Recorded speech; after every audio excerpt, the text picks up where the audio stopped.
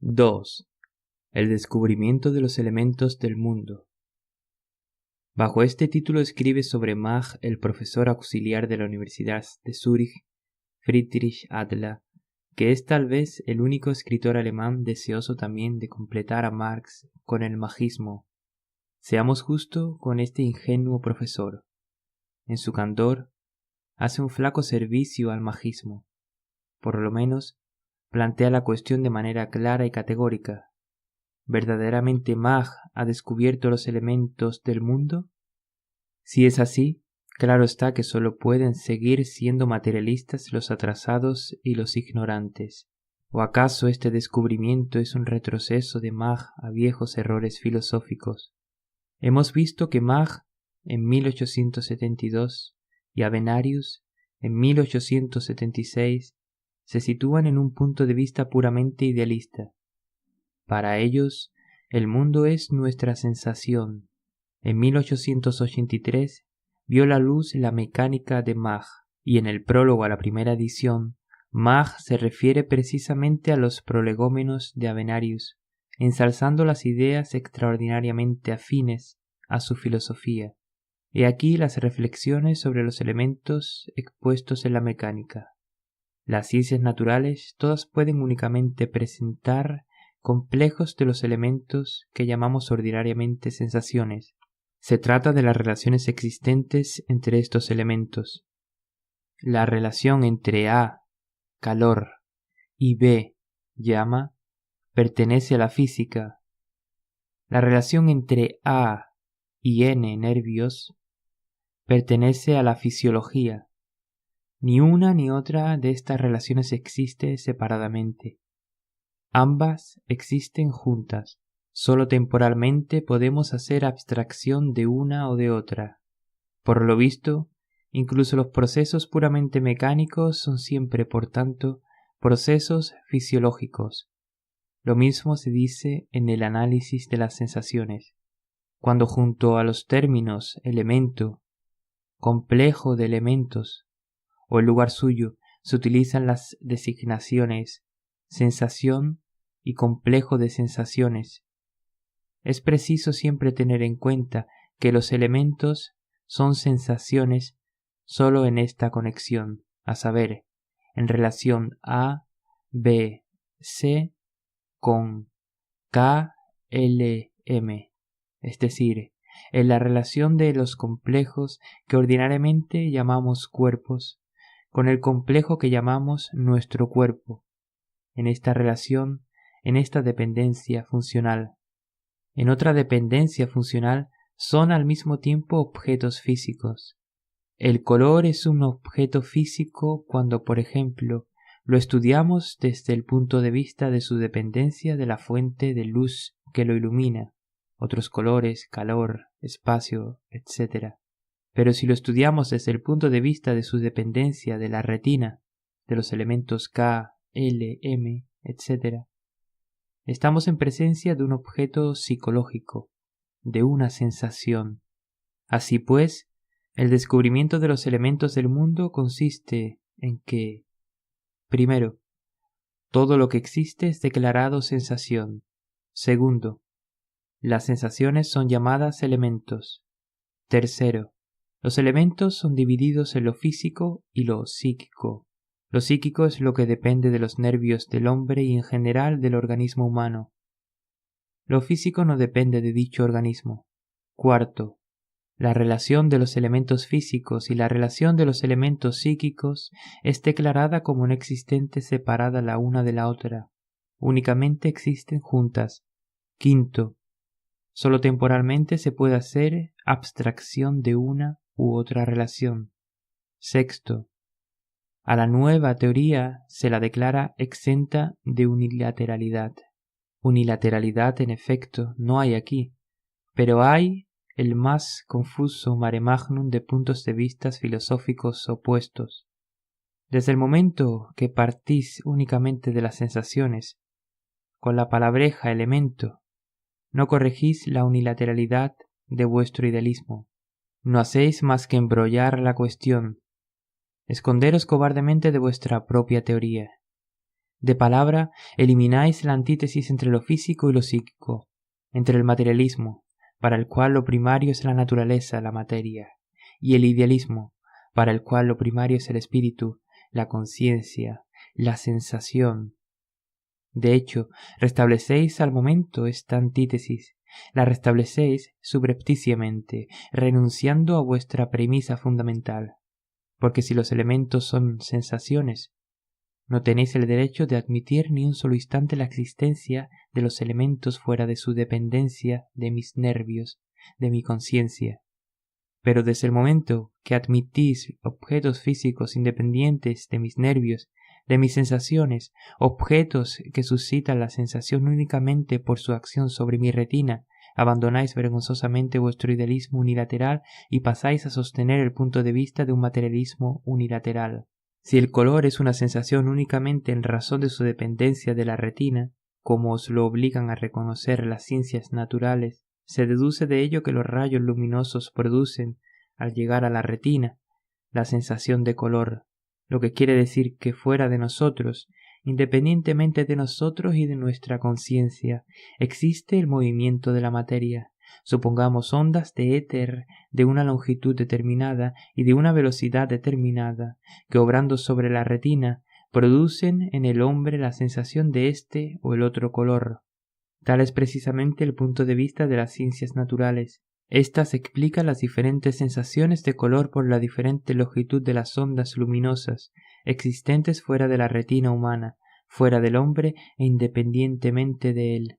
Y esto es precisamente materialismo. La materia, actuando sobre nuestros órganos de los sentidos, suscita la sensación. La sensación depende del cerebro, de los nervios, de la retina, etc. Es decir, de la materia organizada de determinada manera. La existencia de la materia no depende de la sensación. La materia es lo primario. La sensación, el pensamiento, la conciencia es el producto supremo de la materia organizada de un modo especial. Tales son los puntos de vista del materialismo en general, y de Marx y Engels en particular. Mach y Avenarius introducen subrepticiamente el materialismo, valiéndose de la palabreja elemento, que según su parecer, libra su teoría la unilateralidad del idealismo subjetivo y permite, según su parecer, admitir la dependencia de lo psíquico respecto de la retina, de los nervios, etc., admitir la independencia de lo físico respecto del organismo humano. En realidad, naturalmente, el empleo fraudulento de la palabreja elemento es el más mezquino de los sofismas, pues un materialista, al leer a Mach y a Avenarius, no dejará de preguntarse ¿qué son los elementos? Sería pueril, en efecto, creer que con la invención de una nueva palabreja es posible deshacerse de las direcciones filosóficas fundamentales. O el elemento es una sensación, como sostienen todos los empiriocriticistas, Mach, Avenarius, Petzold, etc., y en ese caso vuestra filosofía, señores, no es más que un idealismo que en vano se esfuerza en cubrir la desnudez de su solipsismo con el manto de una terminología más objetiva. O el elemento no es una sensación, y entonces vuestra nueva palabreja no tiene el menor sentido, y metéis demasiado ruido para nada. Tomemos, por ejemplo, a Petzold, que es la última palabra del empiriocriticismo, según la característica trazada por el primero y más destacado de los empiriocriticistas rusos, Lesevich. Después de haber declarado que los elementos son sensaciones, afirma Petzold, en el tomo segundo de su obra citada, debemos guardarnos de tomar en la proposición las sensaciones son los elementos del mundo, la palabra sensación como si tuviese una significación solamente subjetiva y por consiguiente etérea, que convierte en una ilusión, verflüchtigendes, el cuadro habitual del mundo. Habla al enfermo de lo que le duele. Petzold siente que el mundo se volatiza, verflüchtigt sich, o se transforma en ilusión, si se consideran las sensaciones como elementos del mundo. Y el bueno de Petzold cree salir del paso haciendo esta reserva. No hay que tomar la sensación como algo solamente subjetivo. Pero, ¿acaso no es esto un sofisma ridículo? ¿Acaso cambia la cuestión por el hecho de que tomemos la sensación como sensación o de que nos afanemos en dilatar el sentido de esta palabra? ¿Acaso desaparecerá por esto el hecho de que las sensaciones están ligadas en el hombre al funcionamiento normal de los nervios, de la retina, del cerebro, etc.? ¿El hecho de que el mundo exterior existe independientemente de nuestra sensación? Si no queréis salir del paso con subterfugios, si queréis en serio guardaros del subjetivismo y del solipsismo, tenéis que guardaros ante todo de las premisas idealistas fundamentales de vuestra filosofía. Tenéis que sustituir a la línea idealista de vuestra filosofía, de las sensaciones al mundo exterior, por la línea materialista, del mundo exterior a las sensaciones. Tenéis que arrojar ese ornamento verbal vacío y confuso llamado elemento y decir sencillamente: el color es el resultado de la acción de un objeto físico sobre la retina. La sensación es el resultado de la acción de la materia sobre nuestros órganos de los sentidos. Tomemos otra vez a Avenarius. Su último trabajo, y tal vez el más importante para la comprensión de su filosofía, Observaciones sobre el concepto del objeto de la psicología, aporta las más preciosas indicaciones sobre la cuestión de los elementos. El autor ha dado aquí, entre otras cosas, un cuadro extraordinariamente ilustrativo del que reproducimos lo esencial. Primero, cosas o lo material. Elementos, complejos de elementos, cosas corpóreas. Segundo, pensamientos o lo material. Gedankenhaftes, cosas incorpóreas, recuerdos y fantasías. Confrontad con eso lo que dice Mach después de todas sus explicaciones sobre los elementos en Análisis de las sensaciones. No son los cuerpos los que originan las sensaciones, sino los complejos de elementos, complejos de sensaciones, los que forman los cuerpos. He aquí el descubrimiento de los elementos del mundo que sobrepasa la unilateralidad del idealismo y del materialismo. Se nos asegura primero que los elementos son algo nuevo, al mismo tiempo físico y psíquico, y a continuación se introduce subrepticiamente una ligera corrección. En lugar de la distinción groseramente materialista entre la materia, cuerpos, cosas, y lo psíquico, sensaciones, recuerdos, fantasías, se da la doctrina del novísimo positivismo sobre los elementos materiales y los elementos mentales. Fritz Adler no ha ganado gran cosa con el descubrimiento de los elementos del mundo. Bogdanov, replicando a Plejanov, escribía en 1906: «No puedo considerarme magista en filosofía.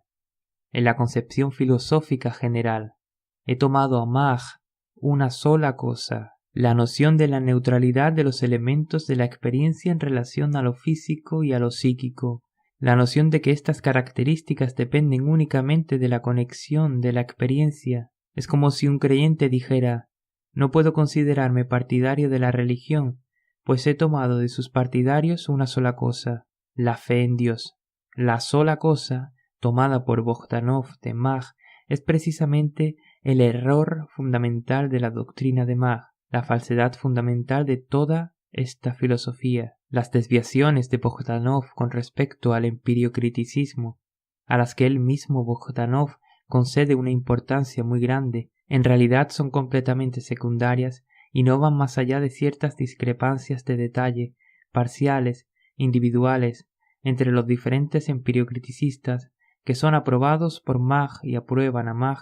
Sobre esto se trata más detalladamente en adelante. Por eso, cuando Bogdanov se quejaba de ser confundido con los partidarios de Mach, con esto no hacía más que revelar su incomprensión de las radicales diferencias existentes entre el materialismo y lo que es común a Bogdanov y a todos los demás prosélitos de Mach.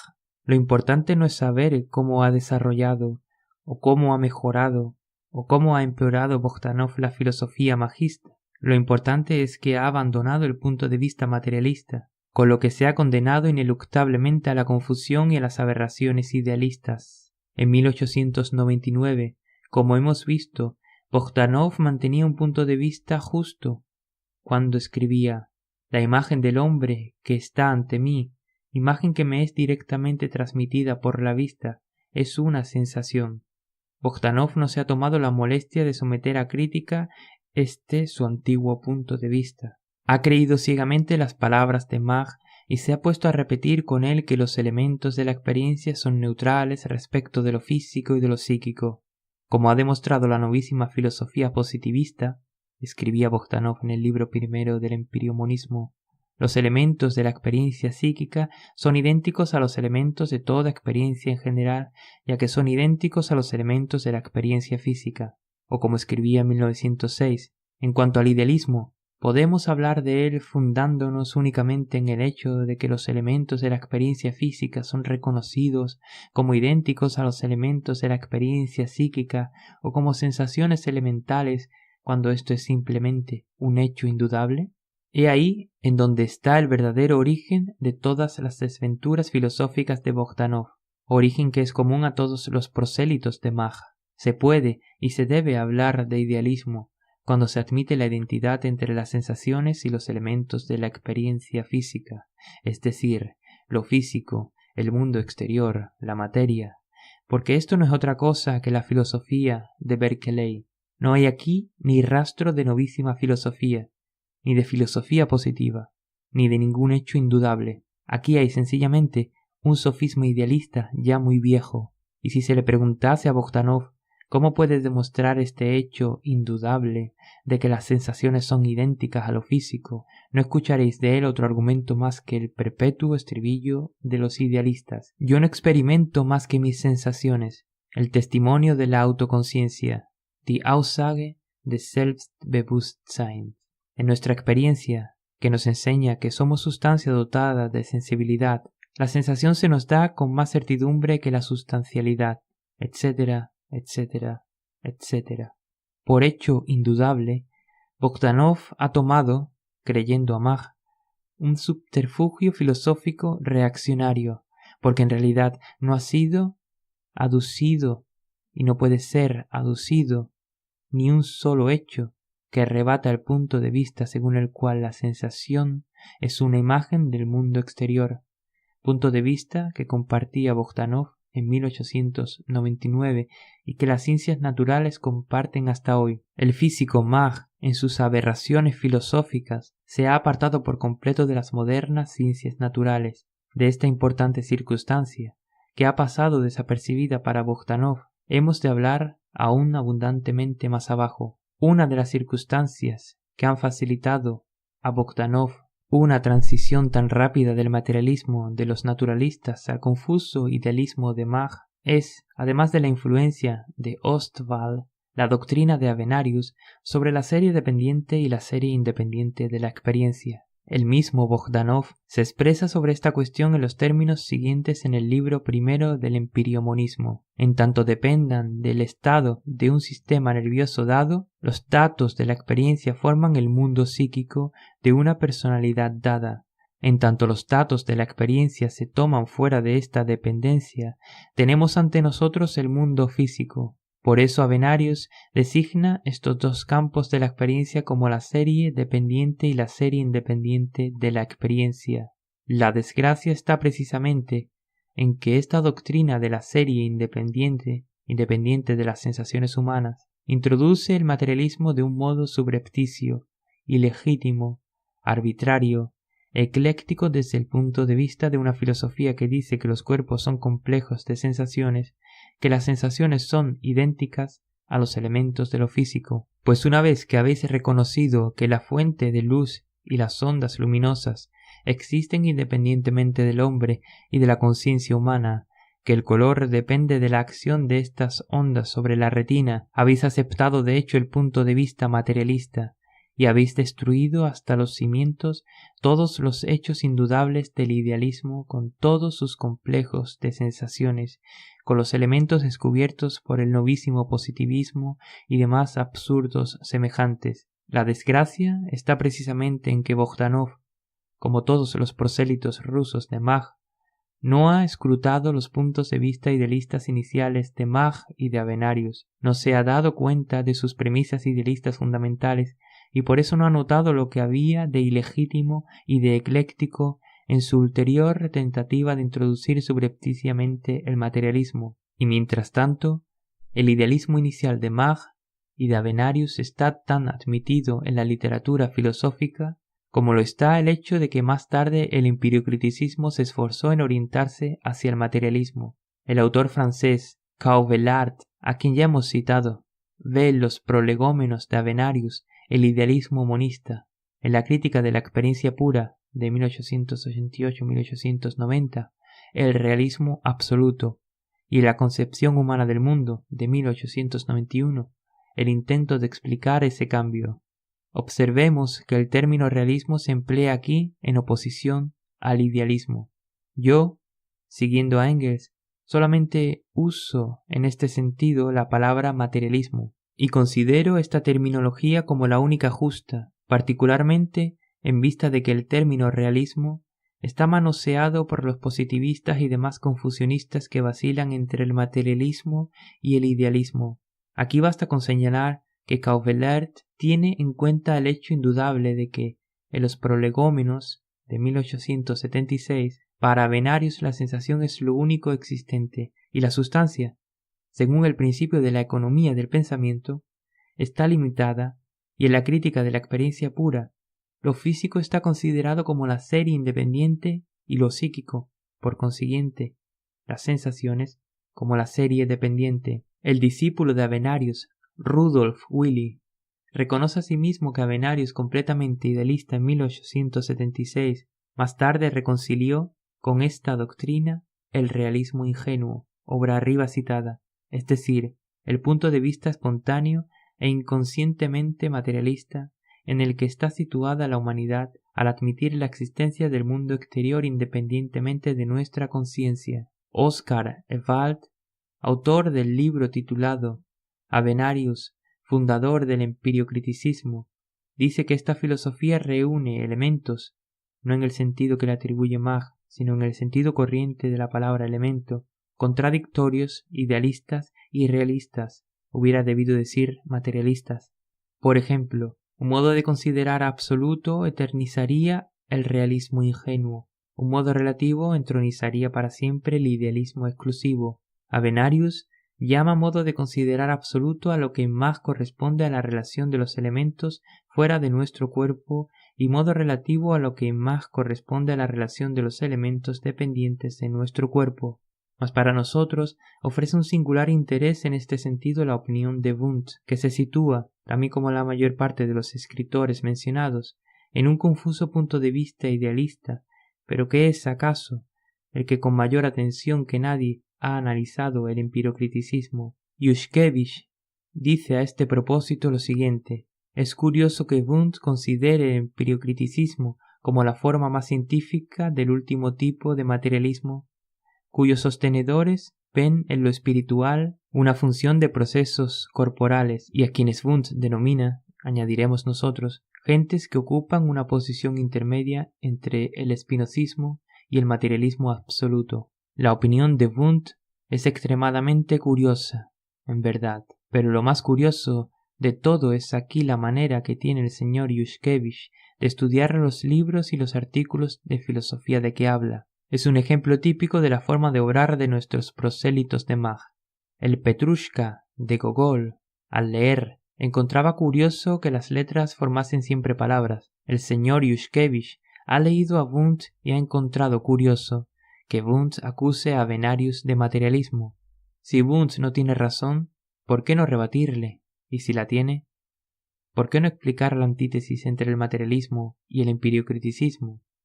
El señor Yushkevich encuentra curioso lo que dice el idealista Wundt, pero este discípulo de Mach considera un trabajo completamente inútil dilucidar esta cuestión, sin duda en virtud del principio de la economía del pensamiento. La cuestión está en que, informando al lector de la acusación de materialismo lanzada por Wundt contra Avenarius y omitiendo decir que Wundt califica ciertos aspectos del empiriocriticismo como materialismo y otros como idealismo, y el vínculo entre unos y otros como artificial. Yushkevich ha tergiversado completamente el asunto. O este caballero no comprende una sola palabra de lo que lee, o cede al deseo de alabarse a sí mismo falsamente por mediación de Wundt. También a nosotros, quiere decir, nos considera a los profesores oficiales no como unos confusionistas cualesquiera, sino como materialistas. El citado artículo de Wundt representa un libro voluminoso de más de 300 páginas, consagrado a un análisis minuciosísimo de la escuela inmanentista primero y de los empiriocriticistas después. ¿Por qué ha reunido Wundt estas dos escuelas? Porque las juzga muy afines, y esta opinión compartida por Mach, Avenarius, Petzold y los inmanentistas es indudablemente justa, como veremos más adelante. Wundt demuestra en la primera parte de su citado artículo que los inmanentistas son idealistas, subjetivistas, partidarios del fideísmo, lo cual, volvemos a repetirlo, es, como veremos luego, una opinión completamente justa, expresada, eso sí, por Wundt con un innecesario lastre de erudición profesional, con innecesarias sutilidades y reservas, explicables por el hecho de que Wundt mismo es idealista y fideísta. Lo que reprocha a los inmanentistas no es que sean idealistas y partidarios del fideísmo, sino que llegan por caminos erróneos, a su parecer, a esos grandes principios. La segunda y tercera parte del trabajo, Wundt las consagra al empiriocriticismo. Indica aquí, con plena precisión, que postulados teóricos muy importantes del empiriocriticismo, la comprensión de la experiencia y la coordinación de principio de la que hablaremos más adelante, son idénticos a los de la filosofía inmanentista. Die empiriokritische Übereinstimmung mit der immanenten Philosophie annimmt.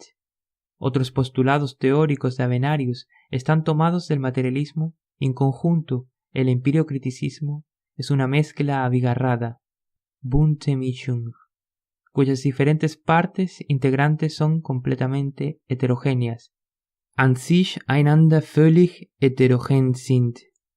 Entre estos trozos materialistas de la mezcolanza de Avenarius y Mach, incluye Wundt principalmente la doctrina del primero sobre la serie vital independiente. Si partís del sistema C, así designa Avenarius, gran aficionado al juego científico de los términos nuevos, el cerebro del hombre o el sistema nervioso en general. Si lo psíquico es para vosotros una función del cerebro, este sistema C es una sustancia metafísica, dice Wundt, y vuestra doctrina es materialismo.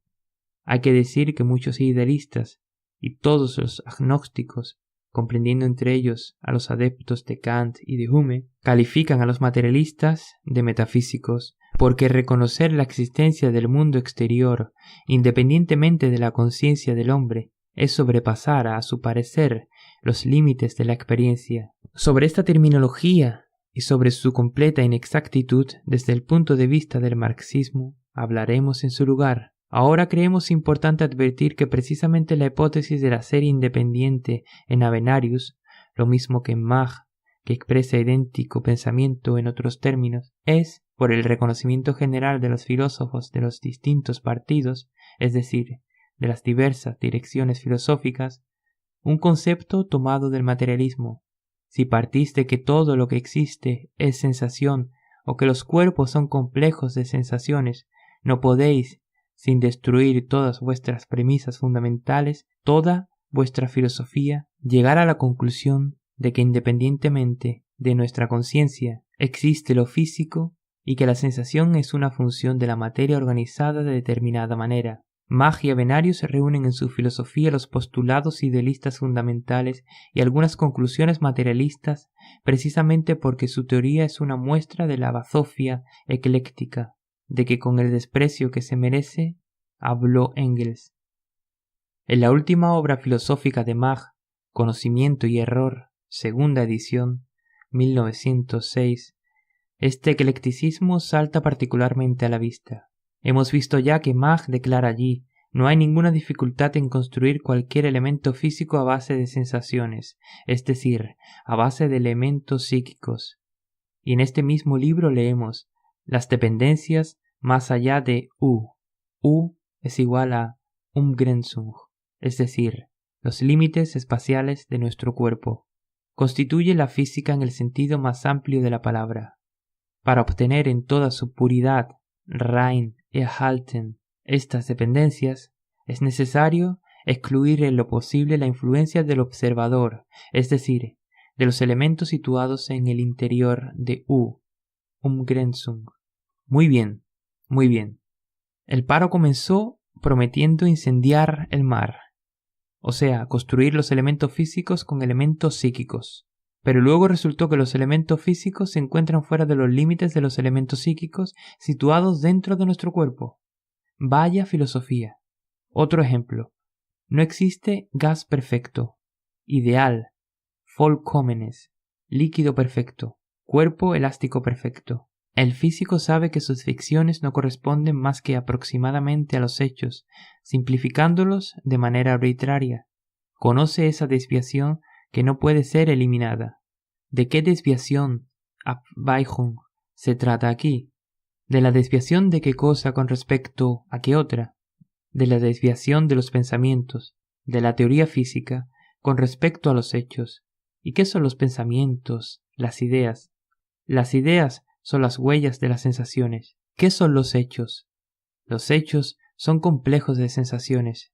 Así que la desviación de las huellas de las sensaciones respecto de los complejos de las sensaciones no pueden ser eliminadas. ¿Qué significa esto?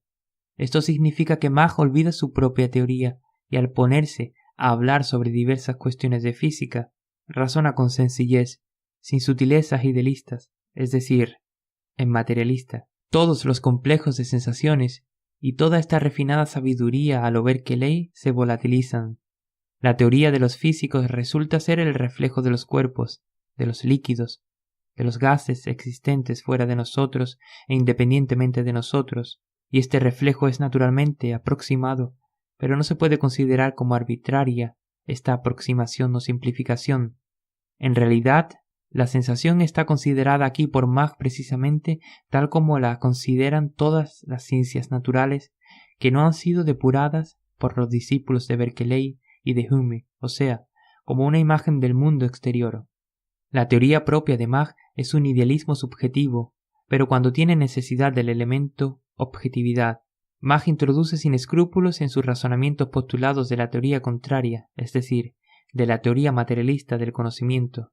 Eduard Hartmann, consecuente idealista y consecuente reaccionario en filosofía, que mira con simpatía la lucha de los prosélitos de Mach contra el materialismo, se acerca mucho a la verdad cuando dice que la posición filosófica de Mach es una mezcla, nicht Unterscheidung, de realismo ingenuo e ilusionismo absoluto. Es cierto, la doctrina de que los cuerpos son complejos de sensaciones, etc., es ilusionismo absoluto, o sea, solipsismo, puesto que desde este punto de vista el universo no es otra cosa que una ilusión mía.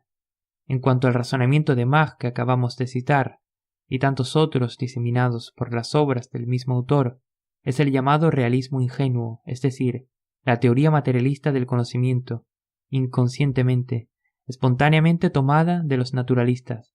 Avenarius y los profesores que le siguen se empeñan en ocultar esta mezcla con ayuda de la teoría de la coordinación de principio. Vamos a analizar esa teoría. Pero acabemos primero con la cuestión acerca de la acusación de materialismo lanzada contra Avenarius. El señor Yushkevich, a quien le ha parecido curiosa la apreciación de Wundt, que no ha comprendido, no ha tenido la curiosidad de informarse por sí mismo, o no se ha dignado a informar al lector de qué modo han reaccionado ante tal acusación los discípulos y continuadores inmediatos de Avenarius. Y sin embargo, esto es necesario para la aclaración del asunto, si nos interesamos por la cuestión de la actitud de la filosofía de Marx, es decir, del materialismo, ante la filosofía del empiriocriticismo, y además, si el magismo es una confusión, una mezcla del materialismo con el idealismo, es importante saber en qué sentido se orientó, si así podemos expresarnos, esta corriente, cuando los idealistas oficiales empezaron a rechazarla debido a las concesiones hechas al materialismo. Dos de los más puros y ortodoxos discípulos de Avenarius, Petzold y Carstanjen, contestaron, por cierto, a Wundt.